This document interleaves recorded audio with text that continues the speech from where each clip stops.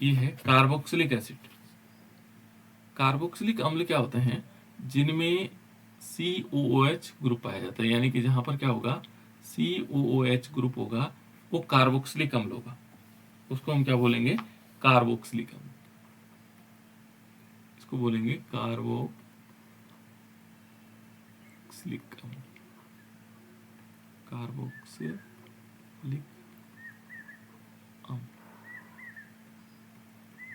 ये बेटा कार्बोक्सिलिक अम्ल है ना।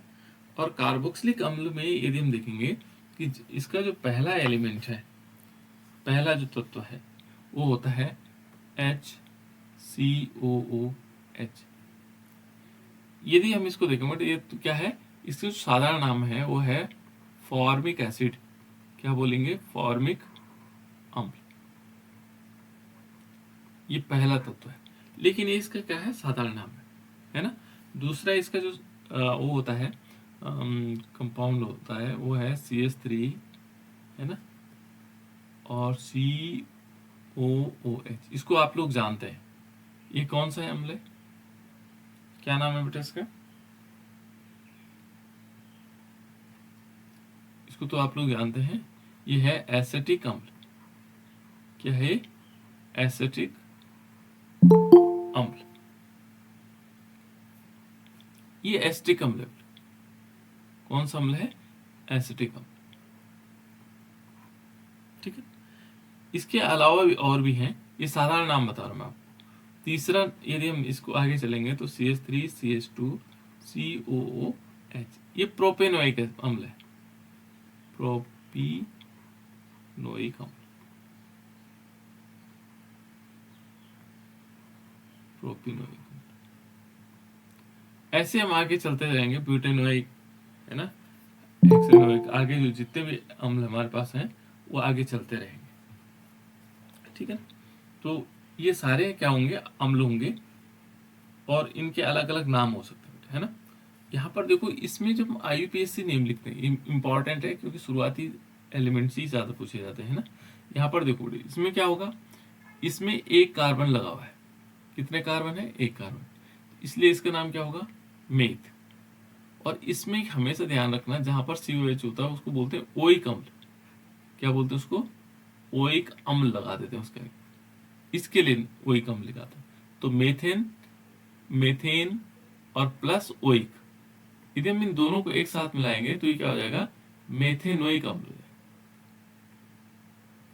क्या बोलेंगे एक साथ? इसका नाम क्या बोलेंगे? मेथेनोइक अम्ल, नोइक अम्ल। ये हो गया बेटा मेथेनोइक अम्ल। ठीक है ना, ये मेथेनोइक अम्ल हो गया। एसिटिक एसिड को हम क्या बोलेंगे? एक दो कार्बन है, तो इसका नाम क्या होगा? एथेनोइक, एथेनोइक अम्ल हो जाएगा। यहाँ तीसरी कंडीशन में देखो, एक दो तीन, तीन कार्बन है, तो ये क्या आ जाएगा? Propanoic, propanoic. ठीक है ना, प्रोपेनोइक अम्ल। ऐसे चलते रहेंगे हमारे। तो इस प्रकार से कुछ नाम हैं जिनको हमने लिख लिया, है ना। जब बहुत सारी लंबी श्रृंखला होती है बेटा, तो उसको N शब्द यूज होते हैं, नॉर्मल, है ना, नॉर्मल शब्द यूज होता है। तो कहीं पर आप लोगों ने देखा होगा, मान लीजिए हमने कहा N ब्यूटेनोइक अम्ल, ब्यूटेरिक अम्ल बोला, तो N ब्यूटेरिक अम्ल का मतलब हो गया वो नॉर्मल ही है, CH3, CH2, CH2, CH2 और COH। ये N शब्द इसके लिए यूज होता है, नॉर्मल, है ना। तो नॉर्मल ब्यूटेरिक अम्ल हो सकता है। और इसको हम IPAC में क्या लिखेंगे? देखो, एक दो तीन चार पाँच, तो ये पेंटेनोइक अम्ल हो जाएगा, है ना, वन पेंटेनोइक हम इसको कह सकते हैं। तो इस प्रकार से इनके नाम लिखे जा सकते हैं, है ना। ये तो साधारण नाम हो गया। दूसरा, इसमें समावता देखो बेटा, तो समावता कितने प्रकार की हो सकती है इसमें? जो इम्पोर्टेंट पार्ट है इसका, समावता का, अलग अलग तत्व भी है इसमें, एलिमेंट्स भी हैं। जैसे कुछ और देखते हैं, जैसे एक तो जो महत्वपूर्ण है, द्विकार्बोक्सिलिक अम्ल, जिनमें दो दो क्या होंगे? कार्बोक्सिलिक समूह होंगे। जैसे मान लीजिए एक है COOH, ऐसा बना हुआ, COH। तो ये क्या है? इसका नाम है बेटा, जो साधारण नाम है वो ऑक्जेलिक अम्ल है, ऑक्जेलिक एसिड। ये ऑक्जेलिक एसिड हो गया, है ना। और यदि हम आईपीएसी नेम देखेंगे तो 1 और 2 दोनों पोजीशन पर क्या है, ओइक अम्ल है, तो हम क्या लिखेंगे, एथ। फिर क्या करेंगे, एथेन, है ना। और 1,2 और dioic acid, die oic acid, देखो एथेन 1,2 डाइओइक एसिड, ठीक है। तीसरा, इसको ऑक्जेलिक अम्ल हो गया। दूसरा हमारे पास सक्सनिक एसिड होता है। सक्सनिक एसिड कैसे होता है, CH2COOH एंड CH2COH। ये थोड़ा याद रखने, सक्सनिक एसिड, इसको क्या बोलेंगे, सक्सनिक एसिड, सक्सनिक एसिड, सक्सनिक एसिड है। इसका यदि नाम देखोगे तो 1, 2, 3, 4, देखो तो यहाँ पर एक क्या करेंगे, ब्यूट हो जाएगा, 4 कार्बन है तो क्या आ जाएगा, ब्यूट। एन भी लगा देंगे, ब्यूटेन। अब ये देखो बेटा, यहाँ पर क्या होगा, 1 और 4 पे, देखो 1 पोजीशन पर और 4 पोजीशन पर, तो 1, 4 dioic acid, dioic acid, IUPAC name हो जाएगा, ठीक है ना। तो ये दो जो महत्वपूर्ण थे, एक एडेपिक एसिड होता है इसके बाद, जो बहुत ज़्यादा पूछे जाते हैं इसमें, CH2 एंड COOH, ये भी सेम है वैसे, और CH2 एंड COOH, ये एडेपिक एसिड है। कौन सा एसिड है, एडेपिक एसिड, ये एडेपिक एसिड है। और इसको हम कह सकते हैं बेटा, यहाँ पर क्या आएगा, 1, 2, 3, ये सब श्रृंखला में लगे, 4, 5, 6, तो 6 कार्बन को बोलते हैं हेक्स, एन लगा देंगे, हेक्सेन। और 1, 6 डाइओइक एसिड, डाइओइक एसिड, इस प्रकार से, है ना, हेक्सेन 1। तो इस प्रकार से हम इसको लिख सकते हैं। तो ये आ गया बेटा हमारे पास। अब इसके बाद आता है समावता। तो समावता भी प्रदर्शित करते हैं, है ना। इनमें कौन कौन सी समावता हो सकती है, एक तो होती है बेटे पहले, इसमें क्रियात्मक समावता हो सकती है, जिसको हम बोलते हैं फंक्शनल आइसोमेरिज्म, क्रियात्मक समावयवता दिखाता है। कौन सी समावता दिखाता है, क्रियात्मक समावता। कौन ये दिखाते हैं, क्रियात्मक समावता। जैसे माने एक एग्जाम्पल के तौर पे हम लेते हैं कि क्रियात्मक समूह जो है जिनमें क्या होते हैं, भिन्न भिन्न होते हैं, है ना, तो उसको हम क्रियात्मक समावता। जैसे हमारे पास एक एग्जाम्पल है इसका, C4H8 और O2 है। तो इसका यदि हम एग्जाम्पल देखेंगे तो कैसे होगा, ये बना सकते हैं CH3 CH2 एंड उसके बाद आएगा COOH, ये हमारे पास आ गया, ठीक है। तो इसका नाम आप लोगों को पता है, ये तो ब्यूटेनोइक एसिड है ना, ब्यूटेनोइक एसिड है, ब्यूटेनोइक एसिड, ये ब्यूटेनोइक एसिड है। इसमें हम क्या कर सकते हैं, इसको दूसरा ही ले सकते हैं। देखो इसमें कैसे बन सकता है, ये बन सकता है CH3 CH2 एंड COO और CH3, ये देखो। तो इसमें फंक्शनल ग्रुप अलग है, क्रियात्मक समूह अलग अलग है। इसमें देखेंगे तो ओइक वाला है, यानी कि कार्बोक्सिलिक समूह है, और यहाँ क्या होगा, ये एस्टर है।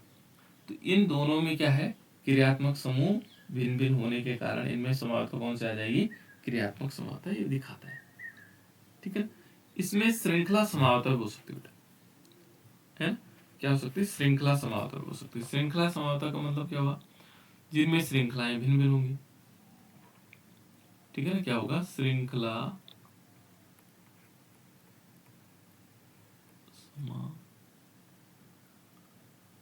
समावयवता, तो श्रृंखला समावता में क्या होगा, जिनमें श्रृंखलाएं भिन्न भिन्न होंगी। अब मान लीजिए एक एग्जांपल लेते हैं, देखो हमने इसी को ले लिया, माने यही वाला है एग्जांपल।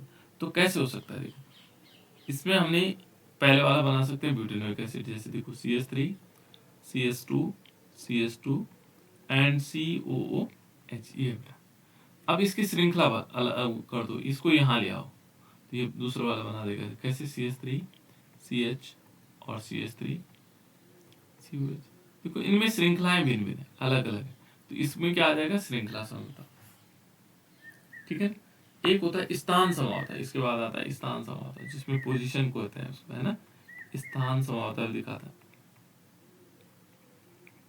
ये स्थान समवाता को भी प्रदर्शित करते हैं। तो स्थान समवाता किस प्रकार से, इसी में से थोड़ा सा एक बड़ा बना देते हैं। कैसे, हम ले लेते हैं CH3 CH2 CH and CO, थोड़ा अलग कर दिया है ना, और यहाँ पर हमने क्या कर दिया, CH3 लगा दिया। अब देखो कार्बन की श्रृंखला समान रखनी, इसको ऐसे रहने देंगे, ये देखो CH3 CH and CH2 COOH, और यहाँ पर हम CH3 लगा देते हैं। देखो इसकी क्या होगा, इसकी श्रृंखला समान है, दोनों में 4 कार्बन, लेकिन पोजीशन जो फंक्शनल ग्रुप है उसकी पोजीशन अलग है, यहाँ पहली पोजीशन, यहाँ दूसरी पोजीशन पर है, यहाँ तीसरी पोजीशन पर है। ठीक है, तो जहाँ पर पोजीशन उनकी अलग अलग होती है उसको हम क्या बोलते हैं, स्थान समवाता बोलते हैं। इसके बाद एक अगला है बेटा प्रकाशिक समवाता, जिसको हम बोलते हैं ऑप्टिकल आइसोमेरिज्म। प्रकाशिक समावयता,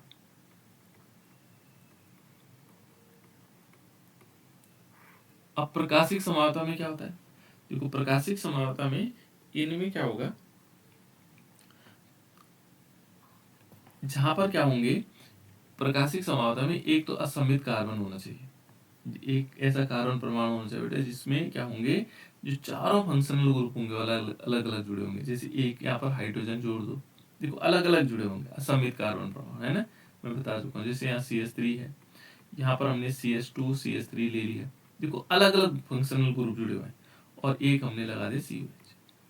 ये देखो इस प्रकार के जहाँ पर क्या होंगे, यौगिक होंगे, उनमें प्रकाशिक समावयता, और बीच में क्या होगा, ये दर्पण की तरह काम करेगा, तो ये क्या बना देगा, जैसे CH3 CH2, और यहाँ आ जाएगा C, ऊपर हाइड्रोजन ऐसे रहेगा और नीचे C, और इधर की तरफ CH3। देखो ऐसा कार्बन परमाणु जिसमें क्या होगा, जैसे कार्बन लगा है, तो कार्बन क्या है, असममित है। असममित का मतलब क्या होगा, इससे अलग अलग समूह जुड़े हुए हैं। यहाँ देखो, यहाँ पर क्या है, एथिल है, यहाँ मेथिल है, यहाँ कार्बोक्सिलिक अम्ल हो गया, ऊपर हाइड्रोजन हो गया, अलग अलग समूह जुड़े हुए हैं। तो इस प्रकार के जो कार्बन परमाणु होंगे उनको क्या बोलते हैं, असममित कार्बन परमाणु बोलते हैं। क्या बोलते हैं, असममित कार्बन। तो ये क्या दिखा रहा है, ये प्रकाशिक समावयता प्रदर्शित कर रहा है। प्रकाशिक समावयता क्या होता है कि जो मिरर इमेज दिखाते हैं, यहाँ प्रतिबिंब प्रतिबिंब, जो नजदीक वो नजदीक दिखाई देगा, और जो दूर, यहाँ दूर है वो इस तरफ दिखाई देगा। ठीक है ना, ऊपर नीचे से। तो ये प्रकाशिक समावयता भी प्रदर्शित करते हैं। ठीक है, तो ये दोनों चीजें हमने कंप्लीट कर ली। अब इसके बाद है इसके बनाने की विधियां, कार्बोक्सिलिक अम्ल को बनाया कैसे जाता है। ठीक है, तो इसके बनाने की विधियां क्या क्या हो सकती है। देखो कार्बोक्सिलिक अम्ल बनाने की जो विधियां हैं, पहले हम इसको लेते हैं। एक तो हमारे पास क्या होंगे, अल्कोहल होंगे, उनसे बना सकते हैं, अल्कोहल से बना सकते हैं, एल्डिहाइड से बना सकते हैं, और कीटोन से बना सकते हैं।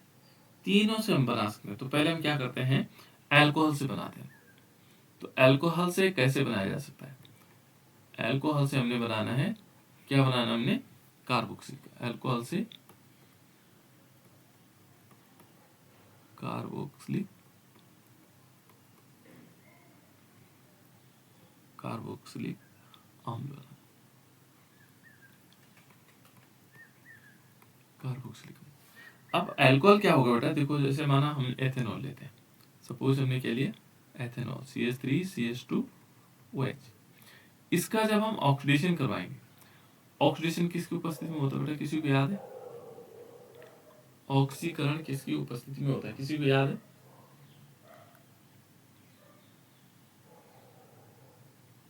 ये याद रखना बेटा। जो ऑक्सीकरण होगा वो होगा K2Cr2O7, और साथ साथ में इसमें होगा H2SO4। इन दोनों की उपस्थिति में यहाँ KMnO4 भी हो सकता है बेटा, क्या लिख सकते हैं, KMnO4, और वो भी क्या होगा, H2SO4 के साथ ले सकते हैं, है ना। अब जब इसका ऑक्सीडेशन होगा तो ये क्या बना देगा, जब भी सबसे पहले क्या होता है, अल्कोहल का ऑक्सीडेशन होता है क्या बना देता है, एल्डिहाइड, और प्लस इसमें क्या होगा, H2।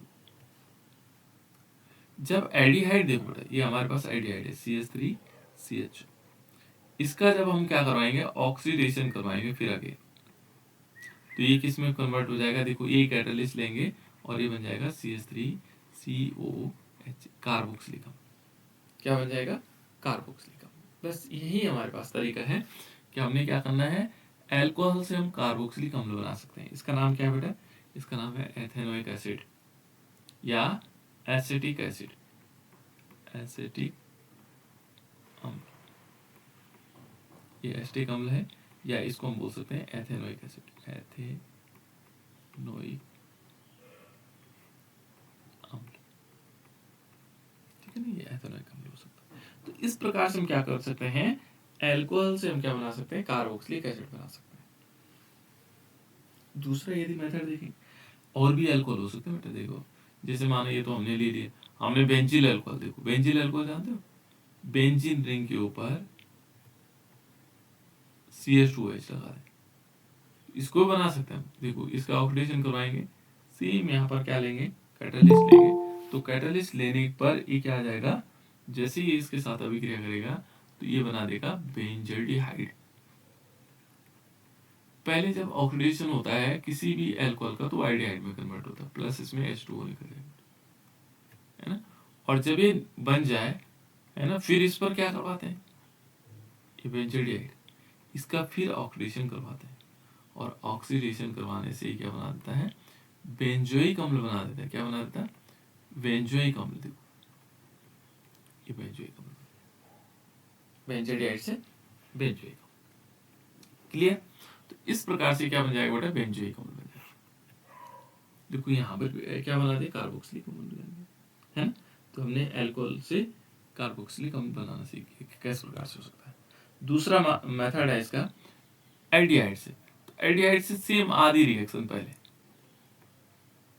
मान लीजिए हमने कहा एल्डिहाइड से बनाना, तो हमने कहा CH3CHO, ये तो है एल्डिहाइड, इसका नाम एस्टल्डिहाइड है। क्या नाम है इसका, एस्टल्डिहाइड, और इसका ऑक्सीडेशन करेंगे, तो हमने तो आधी रिएक्शन पहले पूरी पढ़ ली थी, है ना। तो देखो यहाँ पर हम क्या करेंगे, इस एल्डिहाइड के लिए क्या करेंगे, वही कैटलिस्ट क्या होगा, K2Cr2O, पोटेशियम डाइक्रोमेट और सल्फ्यूरिक एसिड। कभी कभी आप लोग ऐसे भी कर सकते हैं, KMnO4 भी ले सकते हैं। ये दोनों क्या करते हैं बेटा, ऑक्सीकरण करते हैं, और H2SO4 ले, है ना। या तो ये ले लो, या ये दोनों ऑक्सीकारक है, जहां पर ऑक्सीकरण हो रहा होगा, है ना। तो ये किस में कन्वर्ट हो जाएगा, CH3COH, इसका नाम है एसिटिक एसिड। ये क्या बेटा, एसिटिक एसिड, है ना। ये क्या है हमारे पास, एसिटिक एसिड। तो एल्डिहाइड से भी हम बना सकते हैं, कीटोन से भी बन सकते हैं। कीटोन है जो, जिसको हम बोल सकते हैं एसीटोन से, है ना। इनसे भी क्या हो सकते हैं, एल्डिहाइड बन सकते हैं, सॉरी क्या बन सकते हैं, इनसे भी हम कार्बोक्सिलिक एसिड बना सकते हैं। तो ये अलग अलग प्रकार के क्या है, तीनों मेथड है, इनके मेथड के द्वारा हम क्या कर सकते हैं, कार्बोक्सिलिक एसिड बना सकते हैं। इसके बाद नेक्स्ट है बेटा, जैसे कीटोन से बना के देख लेते हैं। कहीं आप लोगों ने सोचा कीटोन से क्यों नहीं बनाया, तो देखो कीटोन का मतलब एसीटोन, है ना। कीटोन फंक्शनल ग्रुप है और एसीटोन उसके कंपाउंड का नाम है, पहले कंपाउंड, ये एसीटोन है बेटा। यदि हम इसका ऑक्सीडेशन करेंगे तो किस चीज का फॉर्मेशन होगा, यहाँ पर फॉर्मेशन हो जाएगा, एक तो बना देगा CH3COH बन जाएगा, प्लस CO2 हो जाएगा, प्लस H2O, तब भी क्या बना, कार्बोक्सिलिक एसिड। और यहाँ कैटालिस्ट क्या लेंगे, कैटालिस्ट लेंगे K2Cr2O7 और प्लस सल्फ्यूरिक एसिड। देखो यहाँ पर हमारे पास ये है एसीटोन, है ना, और एसीटोन से हमने क्या बना दिया, एथेनोइक अम्ल या एसिटिक अम्ल, एसिटिक अम्ल, इस चीज का फॉर्मेशन कर लिया, एसिटिक अम्ल। तो ये बनाने की विधियां किससे थी, एल्डिहाइड से बना सकते हैं, कीटोन से बना सकते हैं, और अल्कोहल से हम क्या कर सकते हैं, कार्बोक्सिलिक एसिड को बना सकते हैं। उसके बाद है बेटा इसमें जो एल्किल साइनाइड होते हैं उनके जल अपघटन द्वारा भी बना सकते हैं।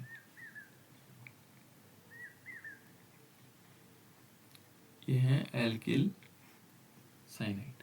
मेरी आवाज तो आ रही है ना आप लोगों को, तो आप बीच बीच में बताते हुए रहेंगे बेटा, है ना। एल्किल साइनाइड के जल अपघटन द्वारा।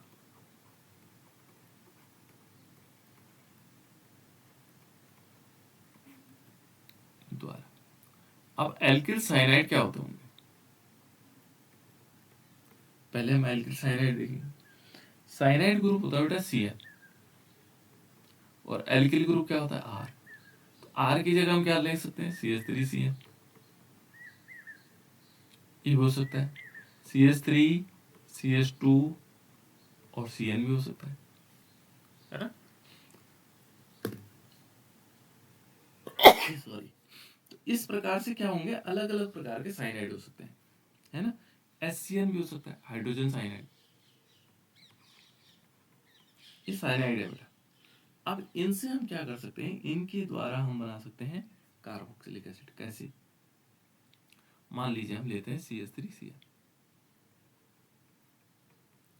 इस पे हम सबसे पहले क्या करवाएंगे, पानी की अभिक्रिया करवाएंगे, जल अपघटन H2। ठीक है। और जैसे क्या होगा, H2O के साथ अभिक्रिया करवाएंगे तो ये मालूम क्या बना देगा, ये बना देगा CH3CONH2। एस्टामाइड बोलते हैं उसको, क्या बोलते हैं, एसिटामाइड। ये एस्टामाइड है, या एथेनामाइड भी बोलते हैं। आईपीएस नेम है एथेनामाइड और उससे इसका नाम क्या है, एस्टामाइड। फिर इस पर क्या होगा, अगेन रिएक्शन हो सकती है, जल की रिएक्शन करवाएंगे पानी की। और जैसे ये पानी की अभिक्रिया होगी तो ये क्या कर देगा, ये बना देगा CH3COOH बन जाएगा। देखो यहाँ पर ये NH2 हट गया और यहाँ पर क्या हो गया, इसमें से जो HOH था इसमें से OH चले गए यहाँ, तो ये बन गया ये बात। अब बचा एक हाइड्रोजन, ये एक हाइड्रोजन इस NH2 के साथ निकल करके क्या बना देगा, NH3। तो यहाँ पर क्या बनेगा, एक एसिटिक एसिड बनेगा और एक क्या बनेगा, अमोनिया। ठीक है। इस प्रकार से बना सकते हैं। इससे और भी बड़े वाले बना सकते हैं, जैसे मान हमने लिया मेथिल की जगह एथिल साइनाइड CH3CH2Cl ली, और इस पर हम H2O की रिएक्शन करवाते हैं तो ये क्या बना देगा, CH3CH2CO NH2 बन जाएगा। प्लस क्या होगा, फिर H2O जोड़ देंगे, H2O जोड़ेंगे तो क्या होगा, ये बना देगा CH3CH2COOH बन जाएगा और प्लस NH3। ये तो एलिफेटिक कंपाउंड है।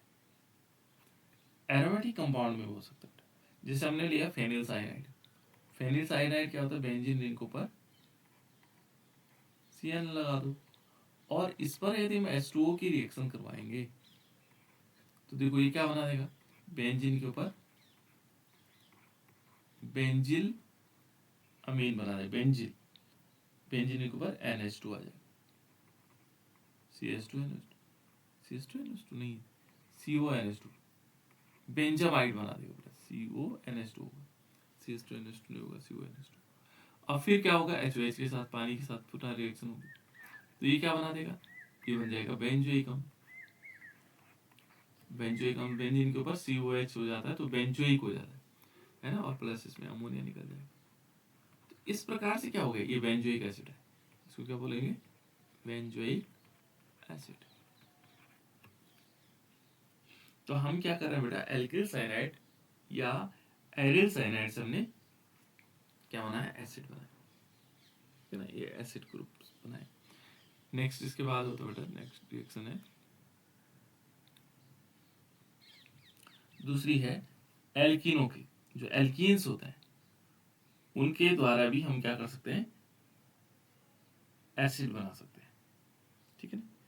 पर यहाँ पर थोड़ा सा अलग ये है, एल्किनों द्वारा इसमें फॉर्मिक एसिड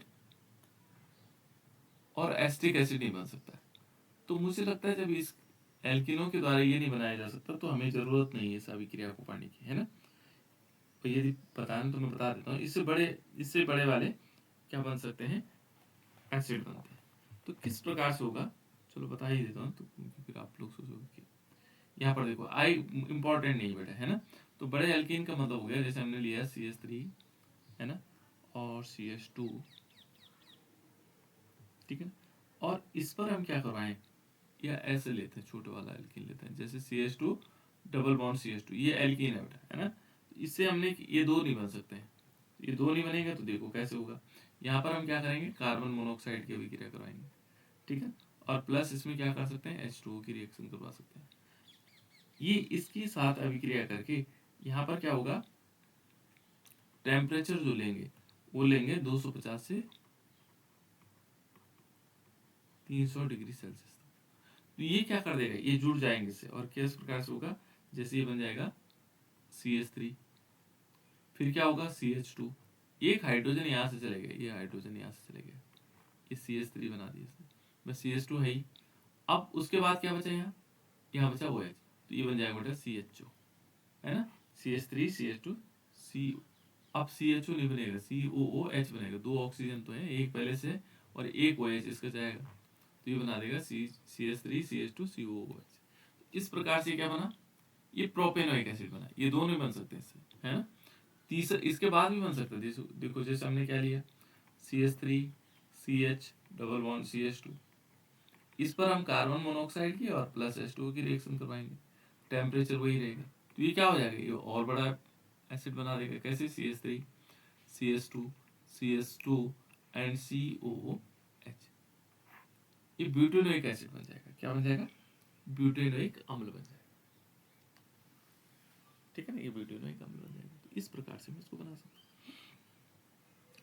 ये तो हो गया प्रोपेनोइक एसिड और ये हो गया ब्यूटेनोइक एसिड, ठीक है। इसके बाद देखेंगे एल्कीन और एल्काइनों से बना सकते हैं ना, एल्कीन और एल्काइनों के द्वारा भी बन सकते हैं। ये तो हमने बना दिया एल्कीन के द्वारा, ठीक है। अब उसके बाद देखो बेटा, इसमें नेक्स्ट रिएक्शन है सोडियम एल्कोक्साइड से। सोडियम एल्कोक्साइड हमने पहले पढ़ा था, जैसे हमने लिया था CH3ONA, इसको क्या बोलते हैं बेटा, सोडियम मेथॉक्साइड, है ना, एल्कोक्साइड। इस पर जब हम कार्बन मोनोऑक्साइड की अभिक्रिया करवाते हैं और उसके साथ गर्म करते हैं, मान लीजिए हमने इसको गर्म किया, तो ये मालूम क्या बना देता है, CH3COO और यहाँ Na। फिर इसको क्या करते हैं, इसको हम डाइल्यूट HCl के साथ रिएक्शन करवाते हैं।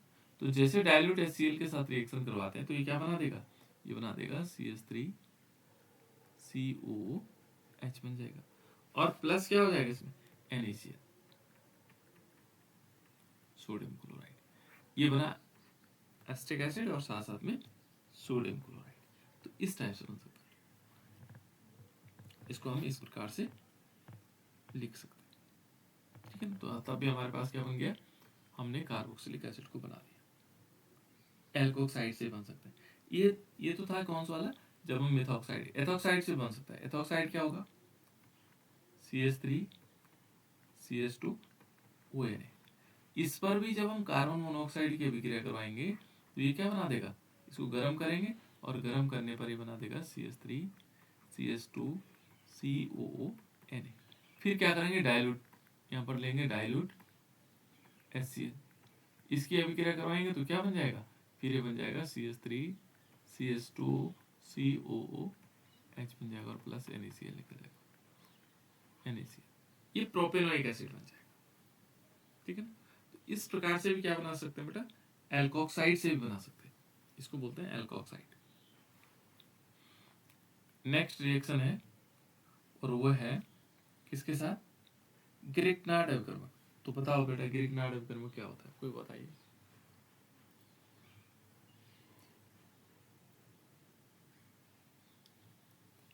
जो ग्रिग्नार्ड अभिकर्मक है, उससे भी हम क्या कर सकते हैं, उससे भी कार्बोक्सिलिक अम्ल बना सकते हैं, ठीक है। लेकिन ग्रिग्नार्ड अभिकर्मक होता क्या है, कोई पता चलता है बेटा, ग्रिग्नार्ड अभिकर्मक होता क्या है। कुछ चीज तो मैं बीच बीच में पूछता रहूंगा बेटा, ऐसा नहीं। ग्रिग्नार्ड अभिकर्मक बहुत कॉमन है,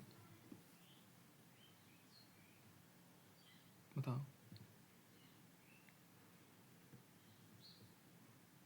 ग्रिग्नार्ड अभिकर्मक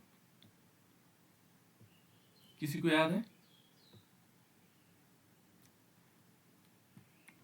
RMGX बताया था जनरल, इसको हम CS3MGBR भी कहते हैं बेटा, CS3MGBR और भी कह सकते हैं ना, C2H5 भी लिख सकते हैं। इसके द्वारा हम क्या नहीं कर सकते बेटा, एक तो फॉर्मिक एसिड नहीं बना सकते, ये क्या है, फॉर्मिक एसिड है ना, इससे ऊपर वाले बन सकते हैं। तो कैसे बनेगा, देखो हम ग्रिग्नार्ड अभिकर्मक की जब रिएक्शन क्या करवाएंगे, कार्बन डाइऑक्साइड से करवाते हैं। तो पहली बार ऐसी रिएक्शन हो रही है, देखो हम क्या करेंगे, कार्बन डाइऑक्साइड का फॉर्मूला था CO2, तो CO डबल बॉन्ड O ऐसे लिखते हैं कार्बन डाइऑक्साइड को। और जब हम इस पर रिएक्शन करवाएंगे CH3MgBr की, तो देखो बेटा CH3MgBr जो होगा, ठीक है, तो किस प्रकार से अभिक्रिया करेगा, देखो यहां से CH3 जाएगा इस पर,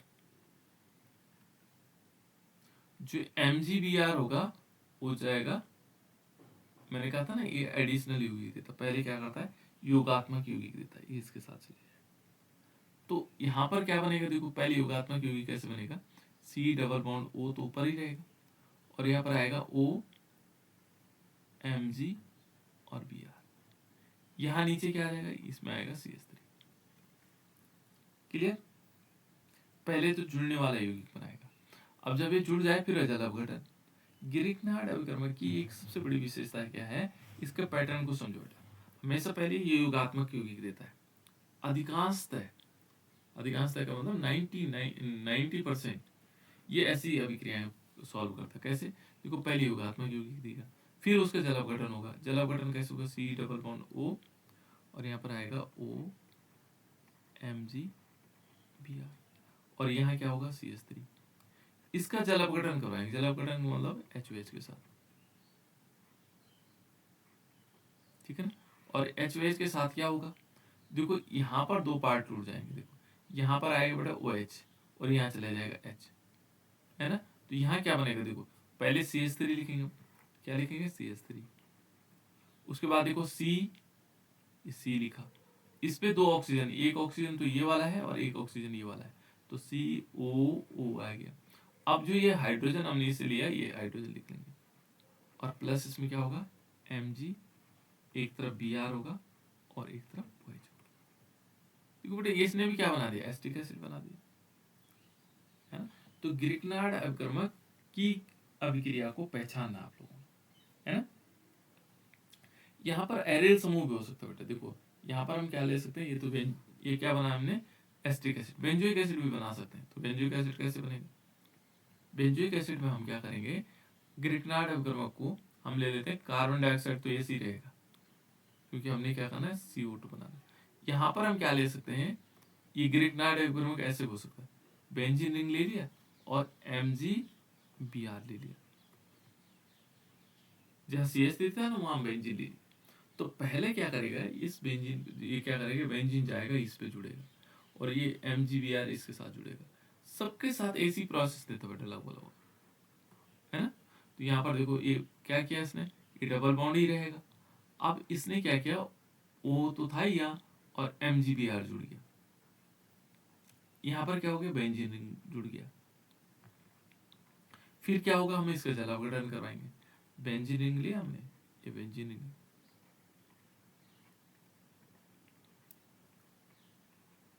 और यहाँ आ गया O MgBr, इसका फिर जल अपघटन करवाएंगे, जल अपघटन मतलब वाटर मॉलिक्यूल के साथ रिएक्शन।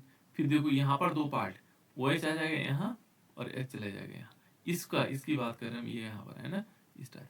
तो यहाँ क्या हो जाएगा, बेंजीन रिंग होगा, और इस बेंजीन रिंग पर देखो बेटा इस COOH होगा, यानी कि COOH हो जाएगा, और प्लस इसमें क्या होगा Mg, एक साथ OH होगा और एक साथ Br हो जाएगा, है ना। तो ये इसका नाम क्या है, बेंजोइक एसिड। तो हम इससे बेंजोइक एसिड भी बना सकते हैं, इससे क्या बना सकते हैं, बेंजोइक एसिड भी बना सकते हैं। केवल क्या नहीं बना सकते हैं, फॉर्मिक एसिड नहीं बना सकते, ये वाला नहीं बनेगा। इस अभिक्रिया के द्वारा, है ना। नेक्स्ट इसके बाद अगला जो रिएक्शन आता है बेटा,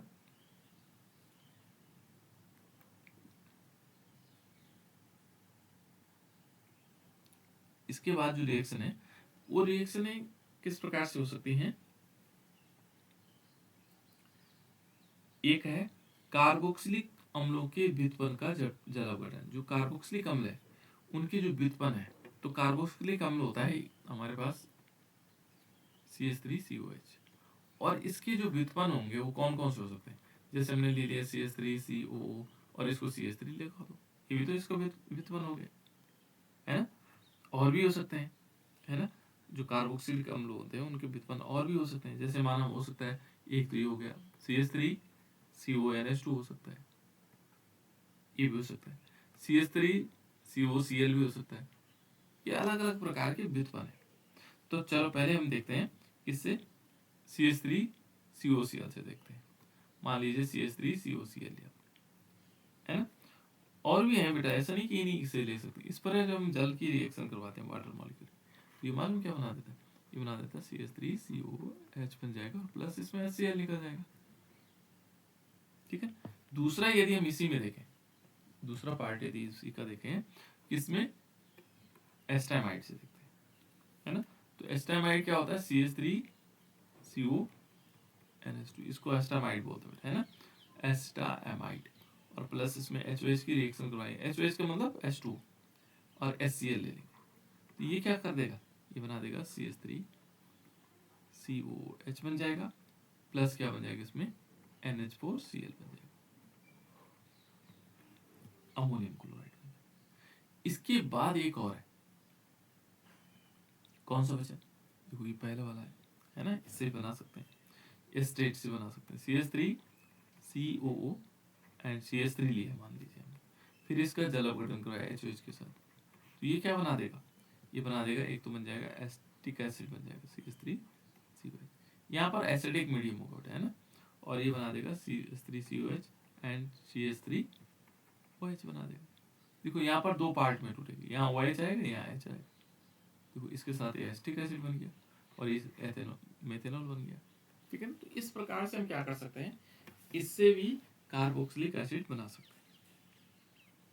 क्या बन सकते हैं, इनसे भी कार्बोक्सिलिक एसिड बन सकते हैं। कुछ अन्य अभिक्रियाएं बेटे जो एरोमेटिक कंपाउंड के लिए हमारे पास उससे कुछ कुछ हमने ले लिया, लेकिन जो स्पेशली केवल एरोमेटिक कंपाउंड के लिए होती है, जो एरोमेटिक कंपाउंड के लिए होती है, तो जैसे सबसे पहले हम देखते हैं एक इम्पॉर्टेंट रिएक्शन है, और वह है मिथाइल बेंजीन, जिसको हम क्या बोलते हैं, टॉलिन बोलते हैं। मिथाइल बेंजीन को क्या कहा जाता है बेटा, टॉलिन। बेंजीन रिंग के ऊपर, टॉलिन का फॉर्मूला क्या होता है, बेंजीन रिंग के ऊपर क्या होता है बेटा, CH3। Good, very good. Benzene ring के ऊपर यदि CH3 लगा दो तो उसको बोलते हैं टॉलिन, बहुत बढ़िया, है ना, उसको क्या बोलते हैं, टॉलिन, ये टॉलिन हो गया, ठीक है। अब इस पर हम क्या करते हैं बेटा, इसका ऑक्सीडेशन करते हैं। ऑक्सीडेशन जो होगा, ऑक्सीकरण जो होगा ऑक्सीजन के साथ होगा, लेकिन यहाँ जो कैटलिस्ट होगा, मैंने बताया था आपको, ऑक्सीडेशन के लिए KMnO4 भी होता है, KMnO4, पोटेशियम परमैंगनेट, और ये माध्यम होगा क्षारीय माध्यम। कहीं पर अम्लीय माध्यम होगा तो H2SO4 लेंगे, और जो क्षारीय माध्यम होगा KOH हो सकता है, NaOH हो सकता है, इनको ले सकते हैं, है ना। तो ये अभिक्रिया करके क्या बना देता है, सबसे पहले एक पोटेशियम बेंजोएट बना देता है। पोटेशियम बेंजोएट क्या होगा, बेंजीन रिंग के ऊपर COO लगेगा, है ना। और इसमें क्या होगा, यहाँ पर हमारे पास H2O निकल सकता है, इसमें जल के अणु, है ना, और ऑक्सीजन बाकी यहाँ जुड़ जाएंगे, है ना। और जब भी बन जाए बेटा, तो हमारे पास क्या होगा, फिर इसको, इसका अगेन पानी के द्वारा अपघटन किया जाता है, जल अपघटन जिसको हम बोलते हैं, COO, और प्लस इसमें हम लेंगे H2O, और ये लेंगे एसिडिक मीडियम, मीडियम बदल देंगे इसका, है ना। और ये क्या हो जाएगा, ये बन जाएगा बेंजोइक एसिड, और प्लस इसमें क्या होगा, हाँ यहाँ से QH बन जाएगा अलग से, है ना, QH हमारा अलग निकल जाएगा। कैसे, जो यहाँ पर हाइड्रोजन है उसके पास ले जाएगा, OH इसके साथ लग जाए तो ये KOH आ जाएगा, जो एसिडिक मीडियम में न्यूट्रलाइज हो जाएगा। देखो इस अम्लीय माध्यम में न्यूट्रलाइज हो जाएगा, उदासीन हो जाएगा, ठीक है ना। इस एसिडिक मीडियम में खत्म हो जाता है इसका प्रभाव। तो इस प्रकार से हम क्या बना सकते हैं, बेंजोइक एसिड बन सकता है, ठीक है। यहाँ पर क्या बन सकता है, बेंजोइक एसिड। तो एक मेथड तो ये, ठीक है ना, कि हम इससे भी बना सकते हैं।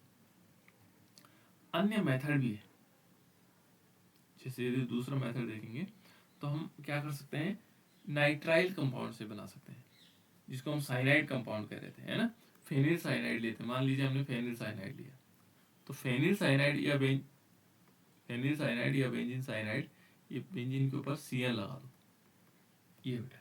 और इस पर हम क्या करवाएंगे, पहले इसका पानी के साथ रिएक्शन करवाते हैं, और किस मीडियम में, अम्लीय माध्यम में गर्म करेंगे। गर्म करने पर ये क्या बनाएगा, सबसे पहले जो कंपाउंड बनाएगा, ये बनाएगा CONH2। इसको बोलते हैं बेटा बेंजामाइड। क्या बोलते हैं, बेंजामाइड। वैसे बेंजामाइड एक साथ बनाया गया, लिखा गया है ना, इसका अलग अलग देखो, बेंजीन प्लस एमाइड, है ना, बेंजीन प्लस एमाइड, है ना, तो एक साथ बोलते हैं तो बेंजामाइड आ जाता है। फिर इसको अगेन गर्म करते हैं और एसिडिक मीडियम में रहेगा, तो एसिडिक मीडियम में ये फिर जल के साथ, पानी के साथ रिएक्शन करेगा H2O के साथ, ठीक है ना। ये क्या बना देगा, एक तो बन जाएगा बेंजोइक एसिड,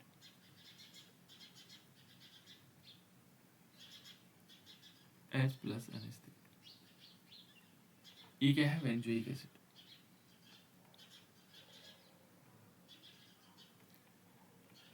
इसको बोलते हैं बेंजोइक एसिड। क्या बोलते हैं, बेंजोइक एसिड बन जाएगा, है ना। और प्लस इसमें अमोनिया निकल जाएगा। तो इस प्रकार से भी क्या कर सकते हैं बेटा, इन प्रकार के कंपाउंड बना सकते हैं। देखो जैसे हमने पहले बताया था, कार्बन डाइऑक्साइड के साथ भी हम रिएक्शन करके, लेकिन वहां पर ग्रिग्नार्ड रिएजेंट के साथ अभिक्रिया होगी, है ना, वो भी बनाया जा सकता है, जो हम पहले बता चुके हैं आप लोगों को, है ना। जैसे माना यहाँ पर क्या होगा, CO2 लिया, और ग्रिग्नार्ड रिएजेंट क्या होगा, बेंजीन होगा, और इसमें MgBr हो जाएगा, बस इसके साथ रिएक्शन करना है। ये मैं पहले बता चुका हूँ आप लोगों को, ठीक है। एक और रिएक्शन हो सकती है बेंजोइल क्लोराइड से अभिक्रिया। तो बेंजोइल क्लोराइड से भी हम बना सकते हैं, है ना। तो बेंजोइल क्लोराइड क्या होता है बेटा, जो बेंजीन रिंग होगा, इसके ऊपर यदि हम COCl लगा दें, इसका नाम क्या हो जाता है, बेंजोइल, ठीक है ना, बेंजोइल जेड है बेटा, बेंजोइल क्लोराइड, इसका H2O के साथ करवाएंगे, लेकिन एसिडिक मीडियम, और ये मालूम क्या बन जाएगा, ये बन जाएगा बेंजोइक एसिड।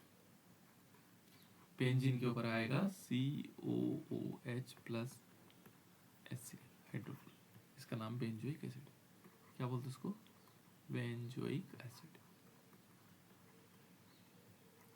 ठीक है ना। इस प्रकार से हम क्या कर सकते हैं, जो एरोमेटिक कंपाउंड है उनको भी इससे बना सकते हैं, ठीक है ना। एरोमेटिक कंपाउंड अन्य भी है, ठीक है। तो इस टाइप से तो ये हमारे पास क्या था, इसका बनाने की विधि, कि इस प्रकार से हम क्या कर सकते हैं, इनको बना सकते हैं। दूसरा इसका फिजिकल प्रॉपर्टीज, भौतिक गुण, जो इसके क्या होंगे, भौतिक गुण होंगे। तो भौतिक गुणों में क्या होगा, यदि हम भौतिक गुणों में देखें तो यहाँ पर यदि देखोगे तो जो C1 से लेकर के, कार्बन 1 से लेकर के और कार्बन 9 तक, ये सब के सब क्या होते हैं, ये इनकी गंध वैसे अरुचिकर होती है ना। सामान्यतः पर क्या होगी, इनकी अरुचिकर गंध होती है, रंगहीन द्रव है। कैसे हैं, रंगहीन द्रव। एसिड की अलग सी गंध आती है, जैसे आप लोगों ने सिरका देखा होगा, तो सिरके की गंध कैसी होती है बेटा, सिरका तो आप लोगों ने पता लग जाता है, उसके सिरके की जो गंध होगी वो लगभग इन्हीं एसिड की तरह होती है ना।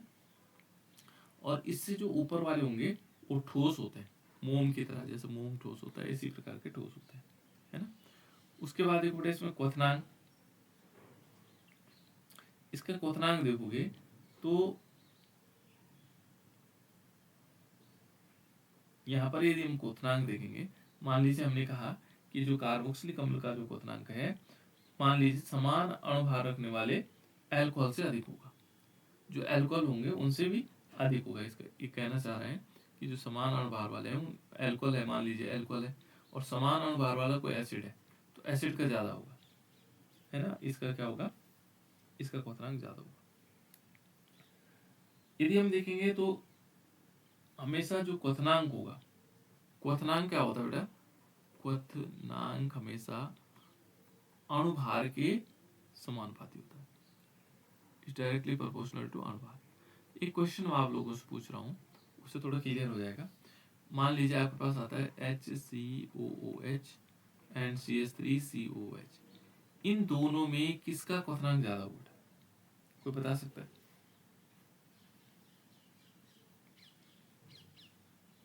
इन दोनों में किसका क्वथनांक ज़्यादा होगा?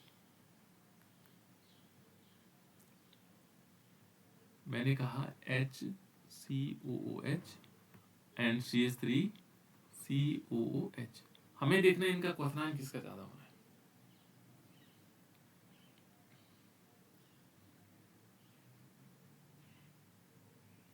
किसका ज़्यादा होगा? एक और बताता हूँ,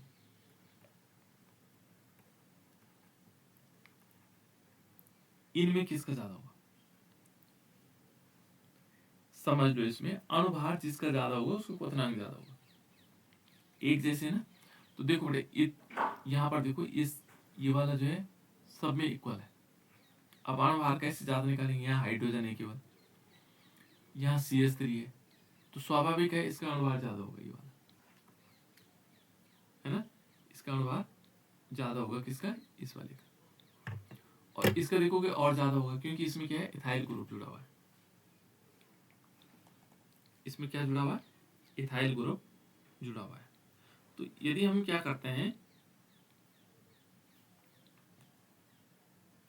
इसमें देखेंगे तो यहाँ हाइड्रोजन है, यहाँ CH3 है, और यहाँ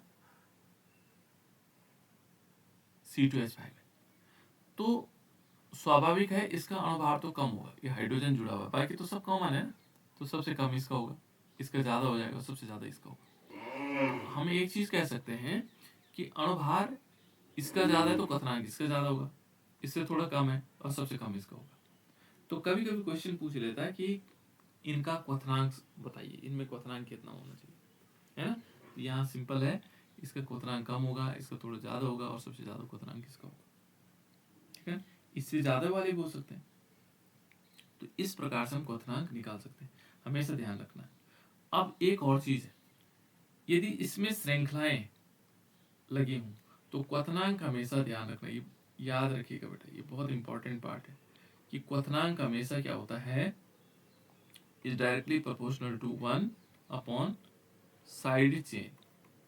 जितने उसके पास साइड चेन होंगे उतना कम होता चला जाएगा, ये इन प्रोपोर्शनल। यहाँ पर तो हमने सिंपल कहा अणुभार बढ़ेगा तो क्या होगा, क्वथनांक बढ़ेगा। हमें अणुभार निकालने की जरूरत भी नहीं है, वैसे अणुभार निकाल सकते हैं आप लोग, है ना, अणुभार निकाल सकते हैं।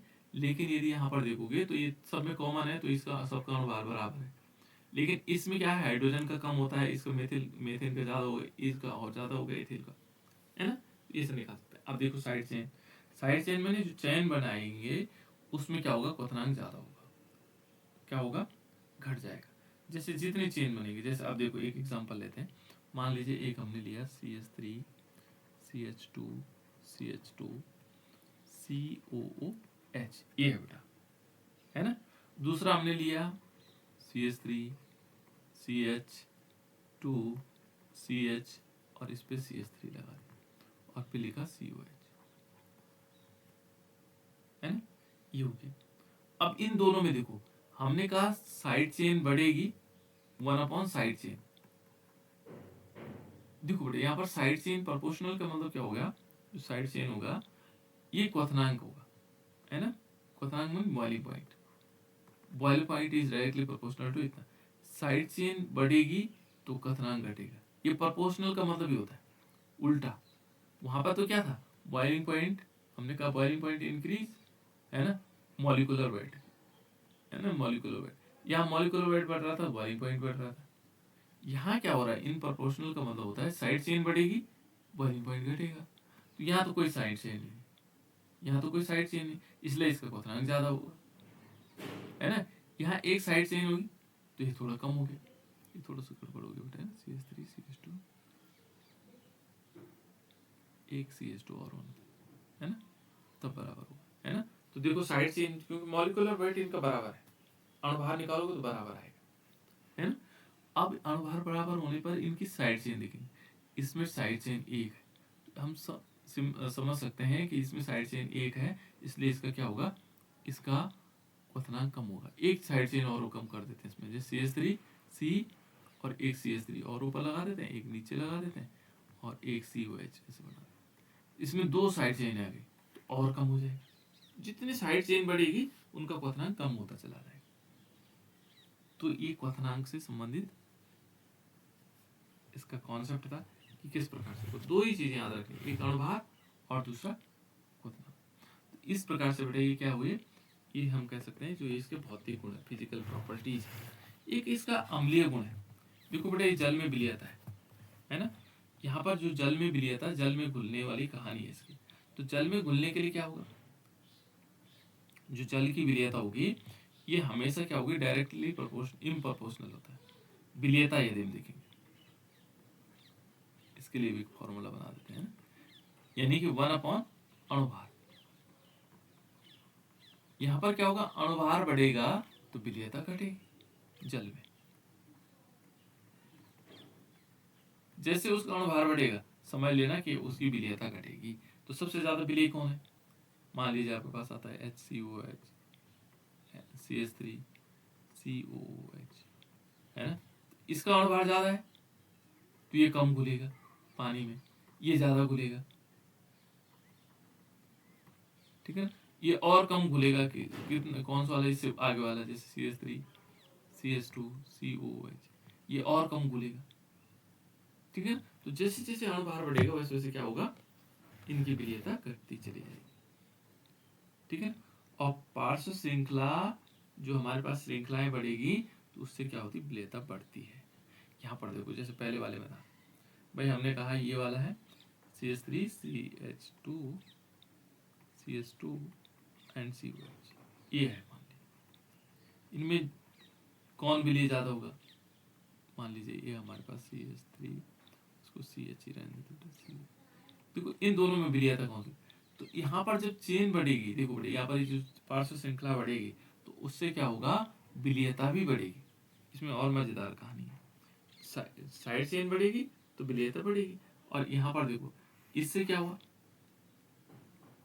यहाँ पर विलीयता कम हो जाएगी, तो ये ज्यादा विलीय होगा पानी में और ये कम विलीय होगा। तो ऐसा करके हम इसको देख सकते हैं। अब उसके बाद क्या होगा, इनकी परवलता है बेटा, परवलता का मतलब होता है कि कौन ज्यादा अम्लीय है। इनमें ये देखेंगे, ये मान लीजिए हमने कहा एक ये लिया और एक ये लिया, इनमें ज्यादा अम्ल कौन है, एसिडिक कौन है, जो ज्यादा नुकसान पहुंचाने वाला है ना। इसको थोड़ा सा कल बताऊंगा आपको, क्योंकि कल क्या कल तो नहीं चल पाएगी क्लास,